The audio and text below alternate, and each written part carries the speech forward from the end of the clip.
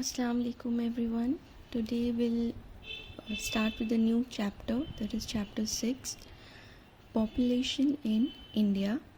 In this chapter we'll study all about the population structure, the trends in population and different aspects of population in India.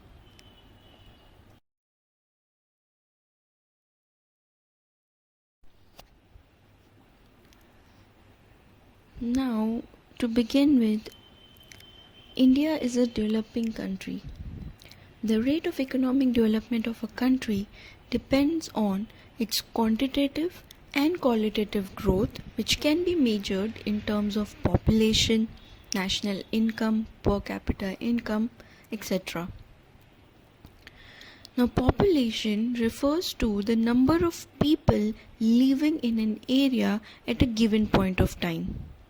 So, population of India is measured once in every 10 years through a census survey.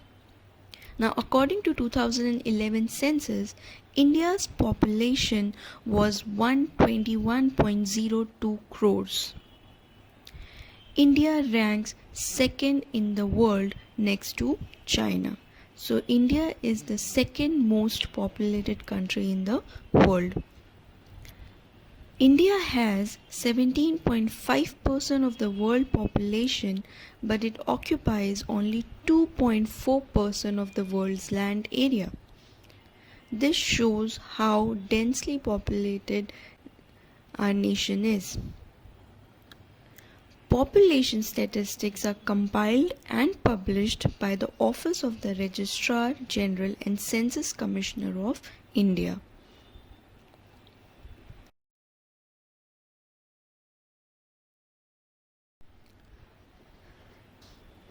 Now we'll study some of the recent trends in the population growth. This particular topic, trends in population growth, is all database. Certain datas have been given in your textbook referred to recent trends in the population growth. India's population is very large in size. It is growing rapidly. Information regarding the size, structure, and other characteristics of India's population is obtained through census survey, which is conducted in every 10 years. So last it was conducted in 2011 and it is due to be conducted this year, that is 2021. So what are the recent trends? The first one being the marginal decline in population. Since 1911 to 1921, there was a marginal decline in population from 25.2 crore in 1911 to 25.1 crore in 1921. There was negative growth rate due to the spread of epidemics such as influenza, cholera, plague, malaria, and so on. So because of these epidemics, in those 10 years the population declined. The next big turning point was the year of Great Divide. The growth of population was negative during the period 1911 to 1921.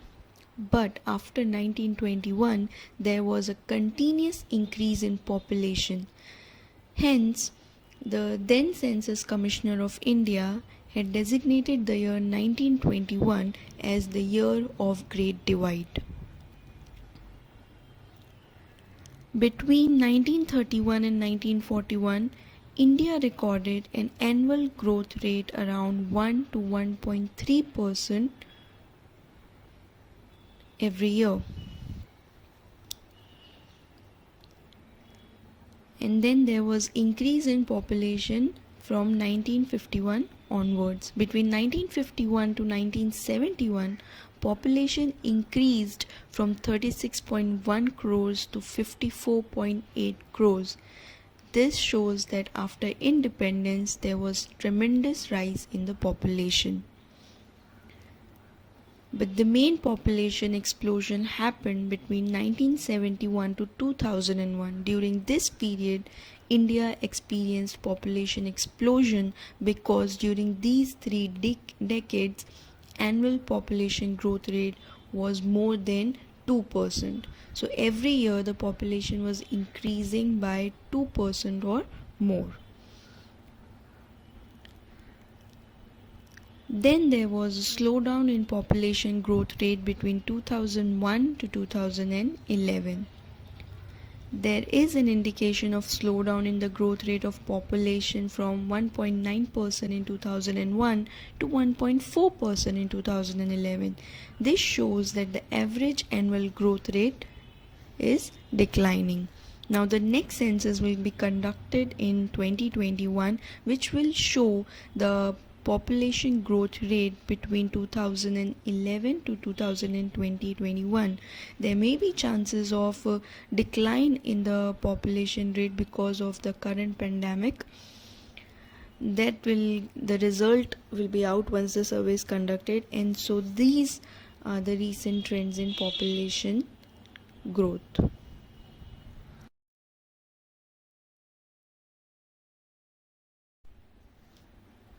Moving forward, there are different theories of population growth given by different economists or authors.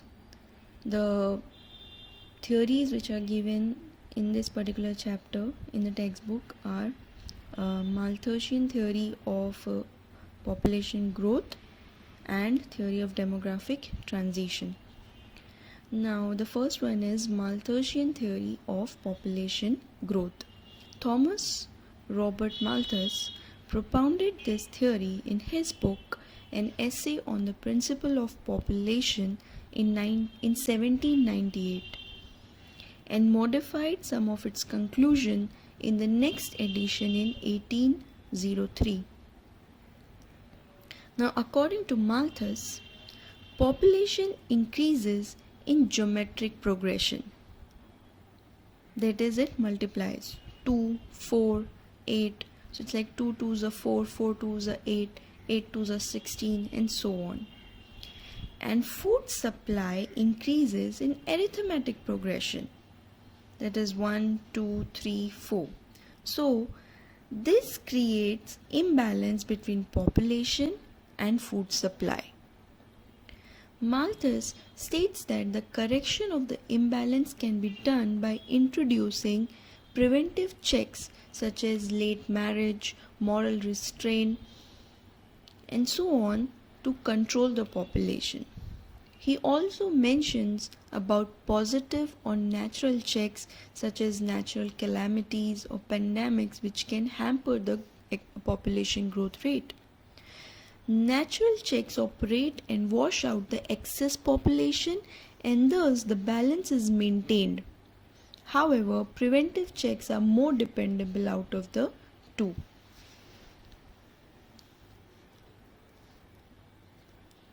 The second theory is the theory of demographic transition. The theory of demographic transition was given by A.J. Cole and E.M. Hoover in the book Population Growth and Economic Development in Low-Income Countries in the year 1958. Now, according to this theory, every country passes through 3 stages of demographic transition. This theory explains the transition from high to low birth rates and death rates.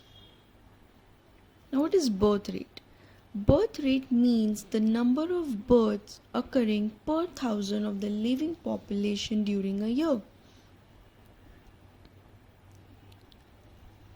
Death rate, on the other hand, is the number of deaths per thousand of the living population during a year.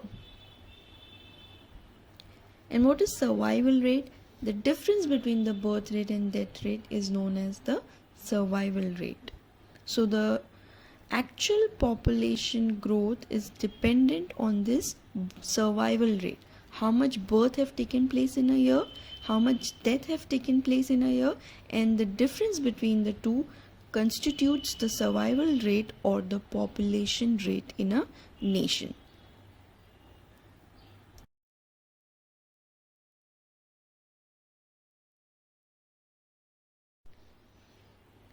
As we have seen the two theories of population growth, Malthusian theory of population growth, and the second one was theory of demographic transition.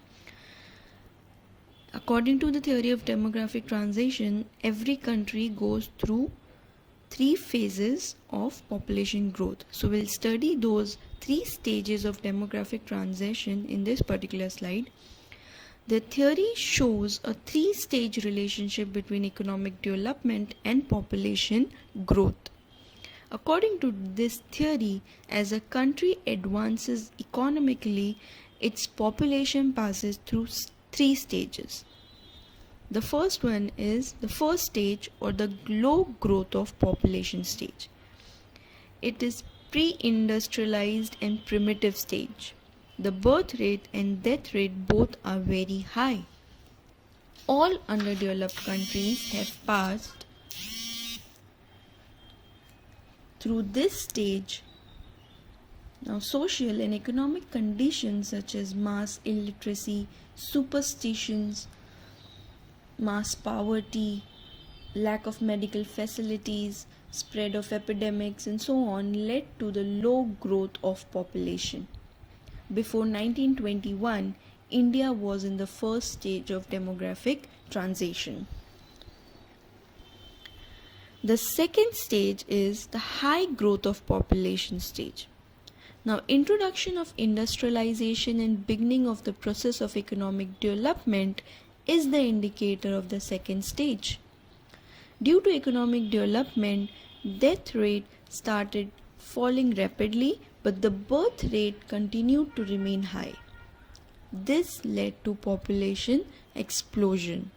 All developing countries, including India, are in the second stage of demographic transition. India is on the verge of entering into the third stage. The third stage is the low or stable population stage. Now, rapid industrialization and urbanization result in the spread of education and consciousness about the standard of living. With economic development, both birth rate as well as death rate tend to decline.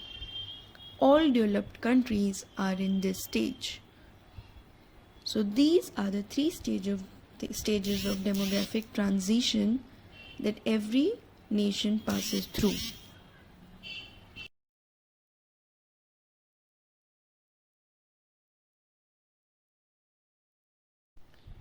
So we have studied the concept of population, what are the different trends in population, what are the theories of population growth, and that's all for today's lecture. Thank you.